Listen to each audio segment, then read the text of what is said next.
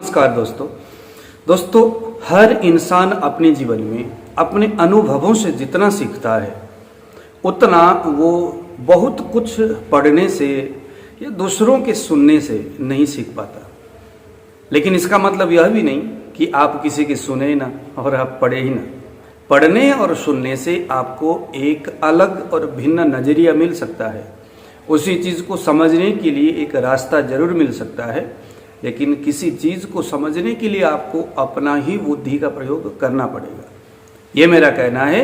आपके सामने कोई भी पेशेंट आए, चिकित्सा करना होगा तो सभी के फॉर्मूला जरूर आप नोट करें, लेकिन चिकित्सा जब करना हो तो अपने बुद्धि से वह योग उस व्यक्ति को दिया जाना चाहिए या नहीं चाहिए, उसका डिफरेंशिएट जरूर आपको करना चाहिए। मैंने अपने जीवन में जो पथरी है ना, कहीं का भी शरीर के स्टोन है, मैंने बहुत सारे लोगों के जो उपाय है, जो फॉर्मुलेशन है, इवन कि मैंने बहुत सारे जो ग्रंथोक्त जो चिकित्सा विधि है मैंने स्टडी किया, पढ़ लिया, लेकिन मैंने अपने जीवन में कुछ खास पथरी के लिए कुछ अनुभव पाया हूँ और मैं सहजता से उसी के आधार पर इसमें चिकित्सा करता हूँ। तो मुझे कुछ समझ में आता है और पेशेंट भी उससे ठीक होता है वो भी। तो मैंने अपने जीवन में ये जाना और पाया, आपके सामने चाहे कोई भी पेशेंट आए किसी भी रोग से ग्रसित होकर के, आपको डायग्नोस करना है नाड़ी परीक्षण के माध्यम से। कफ, पित्त और वायु को जरूर समझना है। आपको धातु समझ में आए या ना आए, हालांकि आना चाहिए, क्योंकि दोषस्तु धातु वैषम्य, दोष और रोगस्तु धातु वैषम्य, रोग और दोष धातुओं के विषमता से होता है, तो जानना जरूरी है। लेकिन फिर भी अगर आपको कदाचित समझ में नहीं आए, जल्दीबाजी में कुछ करना है, तो आपको दोष को जरूर समझना है। मान लीजिए आपके सामने एक पथरी का रोगी आया और आपने जब उसको पूछा, देखा, स्पर्श किया या नाड़ी परीक्षण किया, तो आपको लगा कि इसके अंदर जो स्टोन है बड़े बड़े हैं। ध्यान से सुनना, जो पथरी है उसके साइज, उसके अवस्था को देख करके भी हम डायग्नोस कर सकते हैं कि ये किस तरह का पथरी है और इसमें उपचार कैसे करना है। और ये जानना जरूरी है आपको। ऐसा नहीं कि जो फार्मूला किसी ने कह दिया और वही उसको दे दिया, नहीं।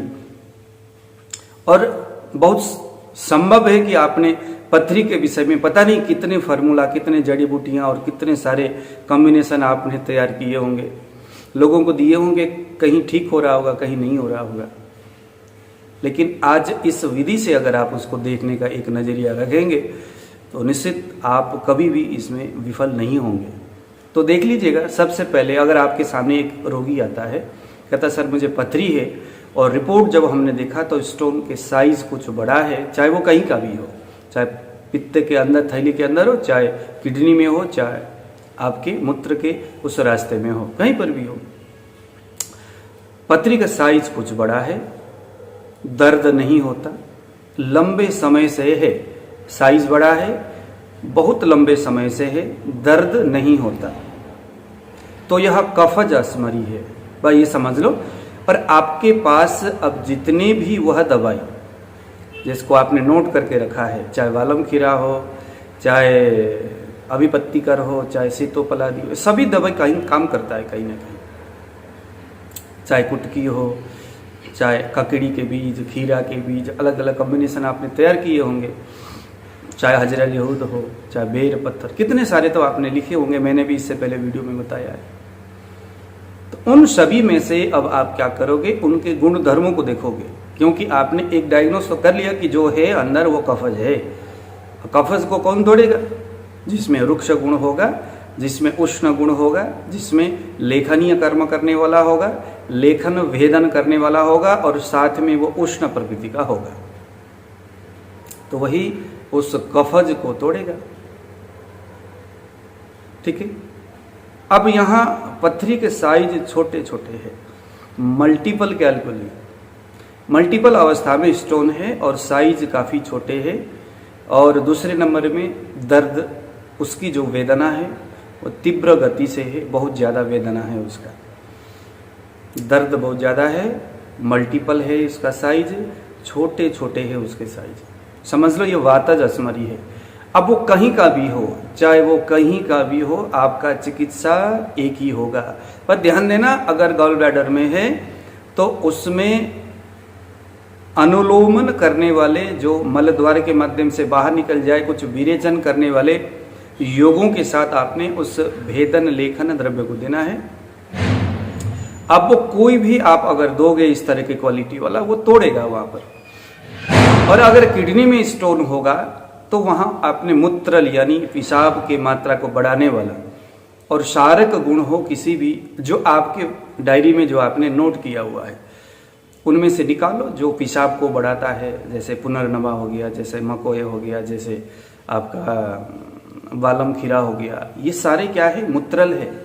लेकिन इसमें से आपने देखना है कि क्या ये वात समन करने की इसमें रस गुण वीर्य विपाक ऐसा कुछ है। अगर वातज है तो शीत गुण वाला नहीं देना है, स्निग्ध हो, थोड़ा सा उसमें चिकनाहट वाला हो उसी द्रव्य में।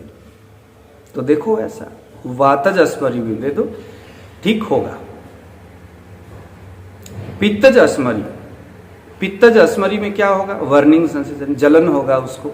जहां भी पथरी है, जिस जगह में भी है, वहां पर थोड़ा सा जलन के साथ कुछ चुभने जैसा आपको महसूस होगा और ऐसा लगता है कि जैसे फुदक रहा हो उस जगह के जो एरिया है, कुछ फुदकता हुआ सा आपको महसूस होता है और जलन के साथ वेदना होती है, निरंतर वेदना, वायु, वातज अस्मरी और कभी कभी तेज वेदना के साथ जलन, मल से या यूरिन के माध्यम से मूत्र भी निकल रहा है, आंखों में रेडनेस आपको दिखता है, नाड़ी परीक्षण करते वक्त आपको मिडिल फिंगर में स्पाइक दिखता है सुपरफिशियली, तो यह आपका पित्तज अस्मरी है।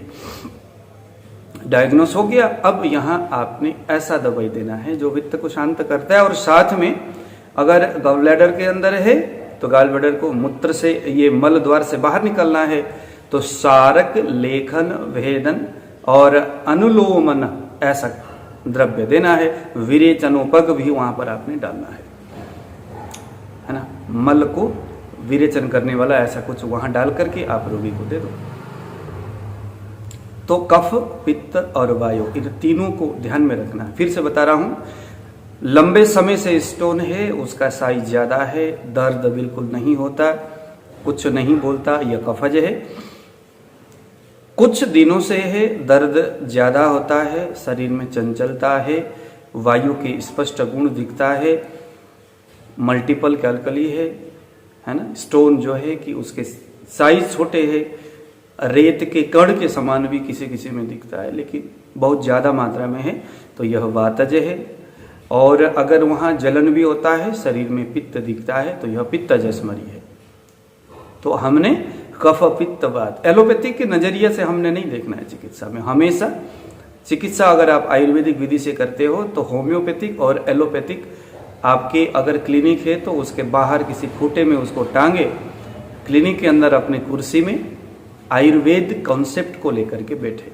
आयुर्वेद में दोष है, धातु है, दोष विकृत हुआ है किस आहार विहार से, उसको देखना है और उस कौन से हेतु सेवन की वजह से ऐसा हुआ है, उस हेतु का अगर आप सेवन करने नहीं दोगे, उसका टटोलो, परीक्षण कर लो क्या कुछ हो रहा है। अगर कफज अस्मरी है तो निश्चित है कि यह कफकारक होगा। अब यहाँ पर कभी कभी क्या होता है कि जो व्याधि है वो स्वतंत्र दोष प्रकोप और परतंत्र दोष प्रकोप, इसके वजह से भी व्याधि होते हैं। हालांकि ये अलग कॉन्सेप्ट है, इसके ऊपर फिर हम बात करेंगे।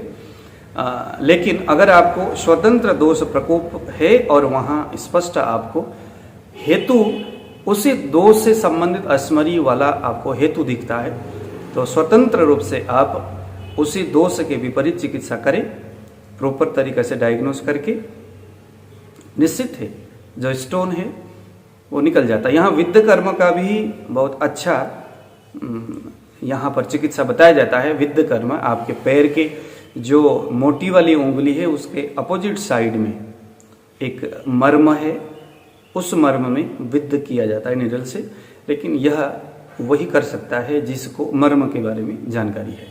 तो इसी तरह से हम किसी दूसरे व्याधि में भी हम डायग्नोस करके, उसके जो डिफरेंशियल डायग्नोसिस है उसको करके, फिर हमारे पास जो भी जड़ी बूटी है उस दोष के विपरीत काम करने वाला, उसको हम दे सकते हैं। तो हर प्रकार की चिकित्सा आयुर्वेद से ठीक होता है, लेकिन इसको ठीक करने के लिए आपको आयुर्वेदिक दृष्टि ही चाहिए। एलोपैथिक नजरिया से आप उसको कभी भी ठीक नहीं कर सकते। और आप पुनर्भव चिकित्सा करने के लिए कि वह चीज अब दोबारा कभी ना हो, तो दोबारा तभी होगा जब वो उस हेतु सेवन करता रहेगा।